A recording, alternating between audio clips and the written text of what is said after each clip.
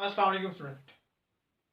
तो स्टूडेंट हमने अपने लास्ट लेक्चर में एक्सरसाइज 10.1 जो है इसके फर्स्ट स्टेज क्वेश्चन जो है वो कर लिए थे। आज के इस लेक्चर में हमने क्वेश्चन नंबर 9 जो है वहाँ से स्टार्ट करना है। तो आज का लेक्चर स्टार्ट करने से पहले जिन स्टूडेंट ने अभी तक हमारे इस चैनल को सब्सक्राइब नहीं किया हुआ वो जल्दी से हमारे इस चैनल को सब्सक्राइब कर दें और साथ ही बेल आइकॉन का जो बटन है उसको प्रेस कर दें कि नेक्स्ट जो भी हम इस चैनल से वीडियो अपलोड करें उसका नोटिफिकेशन जो है वो आपको मिल सके। तो आइए स्टूडेंट, आज का जो लेक्चर हम इसको स्टार्ट करते हैं। क्वेश्चन नंबर 9 है d4 plus 2d³ minus 2d² minus 6d plus 5 into Y equal to 0। तो स्टूडेंट हमने फर्स्ट इस क्वेश्चन में ये सीख लिया था कि जब भी हमने होमोजीनियस लीनियर इक्वेशन को सॉल्व करना है तो सबसे पहले हमने क्या करना होता है, इन इक्वेशन को एक्सिलरी इक्वेशन में कन्वर्ट करना होता है। और एक्सिलरी इक्वेशन में हम कैसे कन्वर्ट करते हैं, हमने y को इक्वल टू 1 पुट करना होता है और d को इक्वल टू m पुट करना होता है। तो आइए हम इसको एक्सिलरी इक्वेशन में पुट करते हैं। तो स्टूडेंट यहां पे हम लिखेंगे फॉर एक्सिलरी इक्वेशन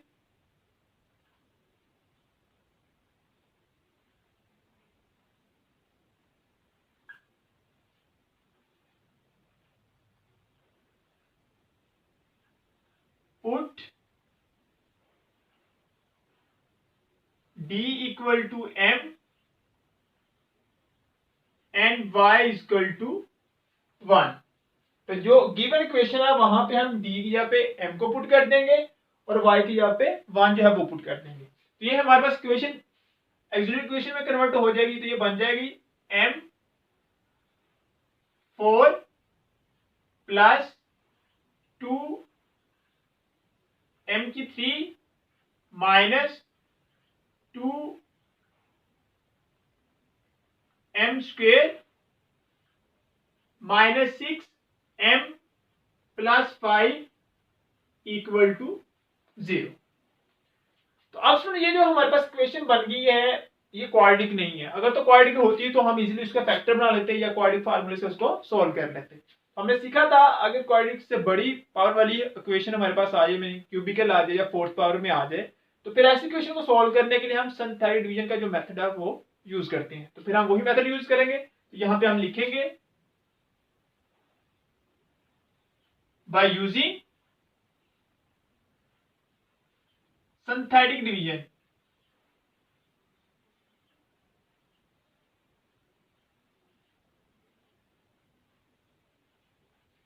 तो m4 के साथ 1 मल्टीप्लाई हो रहा है तो यहाँ पे स्टूडेंट आ जाएगा 1। m3 के साथ 2 मल्टीप्लाई हो रहा है, यहाँ पे आ जाएगा 2। यहाँ पे -2 -6 और 5। अब फ्रेंड सबसे पहले हमने इसको 1 के साथ डिवाइड करना होता है, मैंने आपको बताया हुआ है। अब 1 के साथ कब डिवाइड करना होता है, हमने जो यहाँ पे हमारे पास कोफिशिएंट आते हैं, जितने भी नंबर आए हैं इन सबको ऐड करना होता है।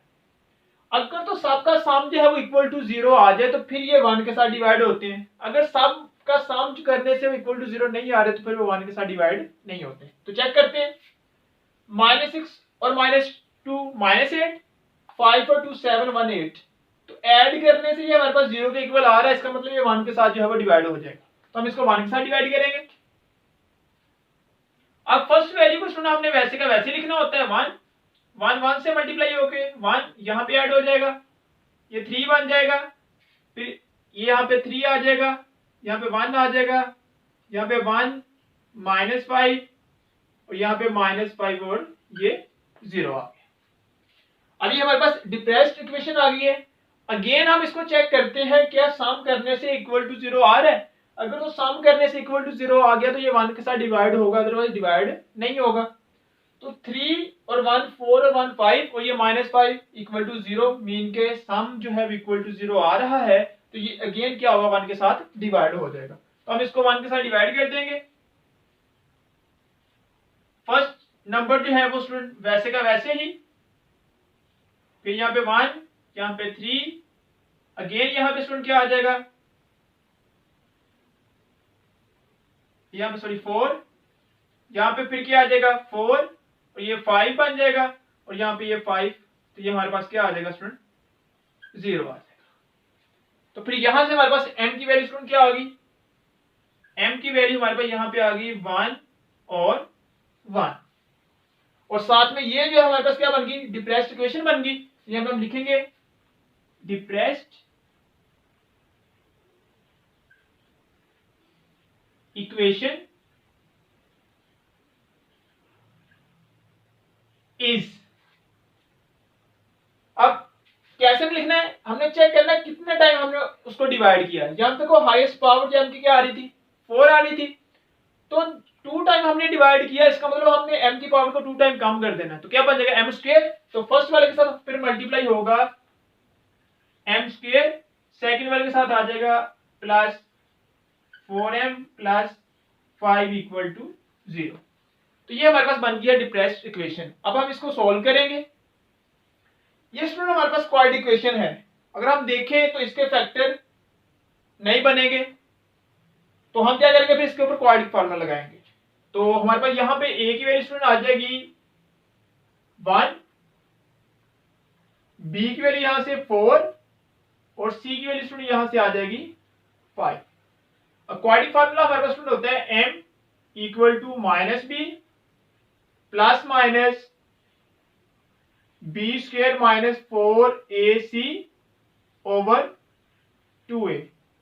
अब स्टूडेंट यहां पे हम वैल्यू पुट कर देंगे, तो b की वैल्यू 4, तो ये आ जाएगा -4 प्लस माइनस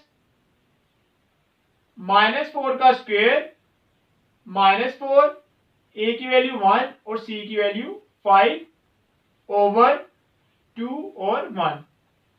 तो m इक्वल टू ये -4 प्लस माइनस 4 का स्क्वायर 16 -20 ओवर 2। तो अगेन ये m equal to -4 plus minus, यहां पे स्टूडेंट आ जाएगा ये -4 ओवर 2, और स्टूडेंट ये किसके इक्वल होता है, ये m equal to -4 plus minus 2 iota over 2।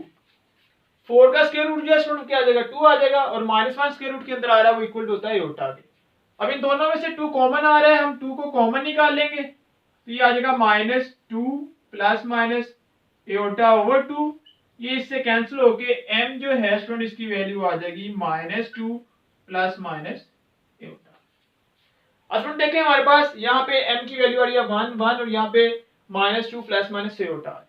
तो इसका जनरल सोल्यूशन क्या होगा, तो यहाँ पे हम लिखेंगे जो इसका जनरल सोल्यूशन है y इक्वल टू, रिपीट हो रहा है, तो c1 प्लस c2x e की पावर x। अब ये हमारे पास कम्प्लेक्स आ गया है, तो प्लस e की power -2x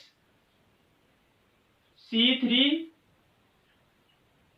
cos x plus c4 sin x। तो ये इसका स्टूडेंट जो है वो हमारे पास जनरल सॉल्यूशन आ जाए।